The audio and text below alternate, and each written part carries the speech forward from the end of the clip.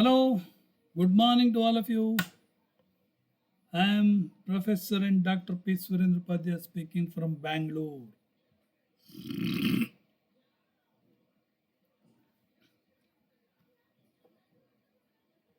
Okay, ಈಗ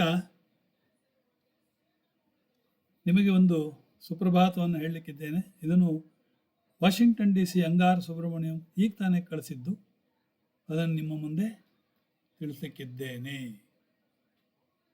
okay,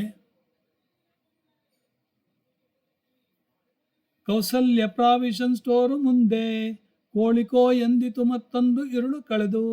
ಬೆಂಗಳೂರಿಗೆ ಬೆಳಗಾಯಿತು, ಚಿಕ್ಕಪೇಟೆ ದೊಡ್ಡಪೇಟೆ ಮಾರ್ಕೆಟ್ ಜಯನಗರ ಮಲ್ಲೇಶ್ವರ ಎಲ್ಲೆಲ್ಲೂ ಜನಸಂಚಾರ, ಬೆಂಗಳೂರು ಬಿಜಿ ಆಯಿತು. ಸುಮಂಗಲಿಯರು ಎದ್ದು ಮುಂಜಾನೆ ಮಿಂದು ಹುಟ್ಟಿಹರು ಮಡಿಯ ಬಟ್ಟೆ, ಬಾಗಿಲನ್ನು ತೆರೆದು ರಂಗೋಲಿ ಎಳೆದು ಸುತ್ತಿದರು ತುಳಸಿ ಕಟ್ಟೆ. ಮನದೇವರನ್ನು ಮನದಲ್ಲಿ ನೆನೆದು ಬೆಳಗಿದರು ಆರತಿ ತಟ್ಟೆ.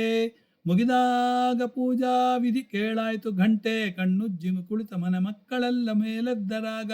ಸಾಲಾಗಿ ನಿಂತು ಬೆಚ್ಚಲಿನ ಮುಂದೆ ಸಿಗಲೆಂದು ಜಾಗ. ಬೆಂಗಳೂರು ಚಳಿಗೆ ಬಿಸಿ ನೀರ ಸ್ನಾನ ಮುಗಿದು ಅಷ್ಟು ಬೇಗ.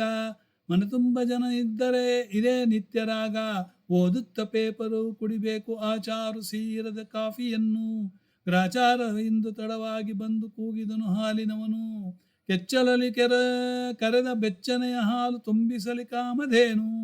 ಅದುವರೆಗೂ ನೋಡೋಣ ಹೊಸ ಸುದ್ದಿ ಏನು, ನುಡಿದಂತೆ ನಡೆವ ಸರ್ಕಾರ ನಮದು ಎಂದರು ಬೀಡಿ ಜತ್ತಿ. ರಾಜ್ಯ ವಿಂಗಡಣೆ ಗಡಿನಾಡ ಜನರ ತಲೆ ಮೇಲೆ ತೂಗು ಕತ್ತಿ. ಚೀನಾದ ಜೊತೆಗೆ ಸಂಬಂಧಗಳನ್ನು ಸುಧಾರಿಸಲು ಹೊಸ ನೀತಿ.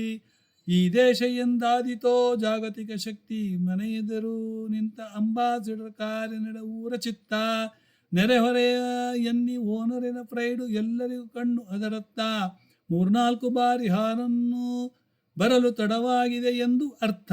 ನಾನೀಗ ಮುಗಿಸೋಣ ಈ ಸುಪ್ರಭಾತ, ಅದಕ್ಕಿಂತ ಮುಂಚೆ ಕೇಳಿರಿ ಸಿದ್ದರಾಮಯ್ಯ ಇಂದು ರಾಜೀನಾಮೆ ಕೊಟ್ಟ.